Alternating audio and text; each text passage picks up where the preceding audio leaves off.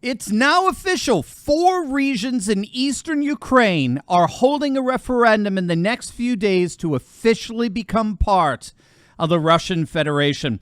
We're going to take a look at this stunning development. We're going to see how it's a colossal defeat for D.C., Davos, and Brussels. And make sure to stick with me at the very end of this video when I'll reveal how this annexation means nothing less than the rise of a whole new post-globalist world order. You are not going to want to miss this. Greetings, everyone. It's me, Dr. Steve, your Patriot Professor, here to help you to think better so you can feel better in these crazy and turbulent and increasingly changing times. So make sure to smack that bell and subscribe button. Gang, make sure to also click on that link below and visit the amazing Patriots over at Goldco. If you got $50,000 or more in your IRA, 401k, or savings account, you need to protect those assets from bumbling Biden's economic insanity with the timeless value of gold and silver. Click on that link below and talk to our good friends over at Goldco. They're patriots just like us, and they want you to succeed so much, they're offering you up to $10,000 in free silver if you open up an account with them. But it is a limited time offer, so don't wait. Click on that link below or visit my special website, turleytalkslikesgold.com. All right, gang, let's dive right in here. So, last week, I did a video on what's called the Shanghai Cooperation Organization, or the SCO. The SCO is fast becoming, if not already, is the largest economic organization in the world. It encompasses 40% of the world's population and 30% of the global GDP. It includes nations such as China, Russia, India, Pakistan, Iran, Kazakhstan, Kyrgyzstan, a number of others. So they had their annual meeting in Uzbekistan last week, and all eyes were on the anticipated meeting between Russian President Vladimir Putin and Chinese President Xi Jinping. In my video, I made the argument that this alliance that's growing between Russia and China, along with the larger alliance shaping with India and the whole of the Eurasian region, was quite literally changing everything right before our very eyes. Here we are, just days after the conclusion of those meetings at the SCO. As of today, it has just been announced that the breakaway republics in the Ukrainian Donbass region, Donetsk and Lugansk, as well as the now Russian-allied occupied regions of Kherson and Zaporozhye, are indeed holding a referendum, very similar to that of Crimea several years back, a collective referendum on officially joining the Russian Federation. This is an absolutely stunning move, and it's doing nothing less than turning the world upside down, particularly the globalist world order. First and foremost, here's what's going on the ground, as it were. You've got 4 regions, the Donetsk and Lugansk People's Republics, okay? These are the 2 breakaway republics that originally initiated Russia's special military operation announced back at the end of February. Along with them, you've got 2 regions that Russian allied forces have taken over, Kherson and Zaporozhye.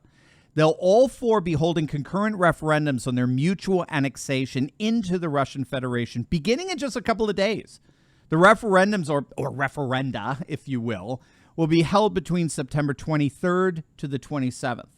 Now, I was just listening to Alex and Alexander over at the Duran, and by the way, you will definitely want to check out their coverage after this. It's excellent.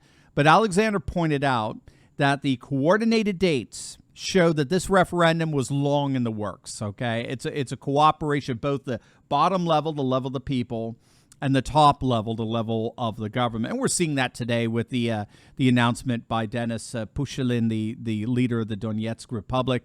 He's giving his full support of joining the Russian Federation. So remember, most of the population in eastern Ukraine is Russian, okay? They speak Russian, culturally Russian. They're very suspicious of Zelensky and the Ukrainian nationalism and indeed the supremacism that they perceive, rightly in my view, to have overtaken the government in Kiev. Laws have been passed that ban the Russian language in public documents. Some Russian books have been banned, Russian music. Note the EU doesn't so much as bat an eye to all of that, right? They're too busy beating up on Hungary's Viktor Orban to notice all the draconian measures taken by Kiev against their very own Russian citizens. But regardless, I think the outcome of these 4 referendums is a foregone conclusion. These regions will be annexed to Russia, as has Crimea. And now the game changes.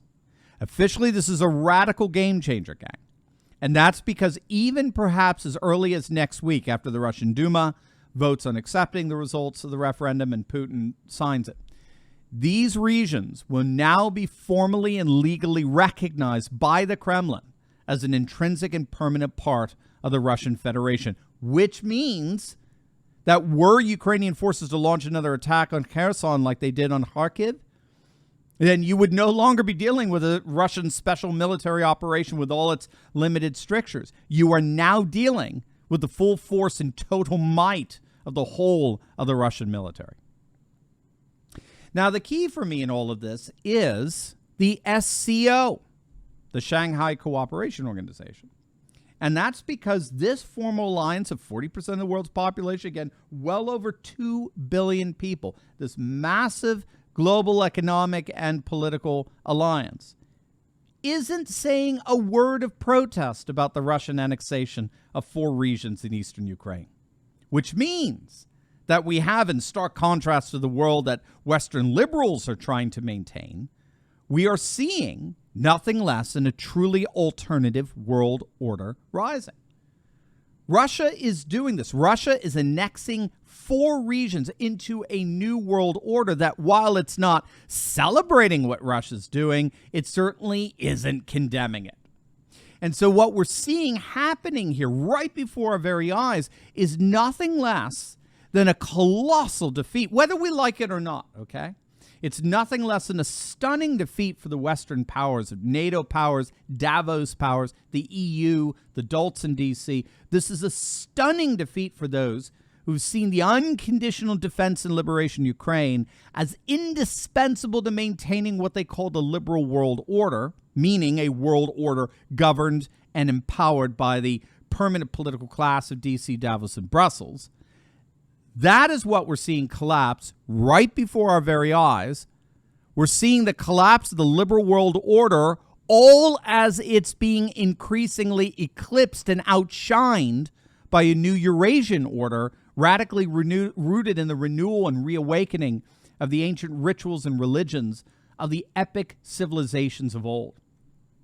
Now, we've been talking often of the rise of what scholars call the civilization state. These are states that are redrawing their boundaries around ancient civilizational spheres like the Slavic Orthodox world of Imperial Russia and the Sinosphere of ancient China.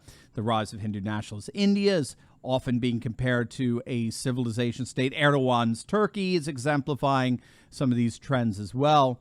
This is what, in my view, so many simply don't understand about what is happening to our world. So many pundits are comforting themselves by trying to convince themselves and others that Putin is just some evil KGB dictator who wants to bring back the old Soviet Union. Even Fox News is peddling all sorts of nonsense like this.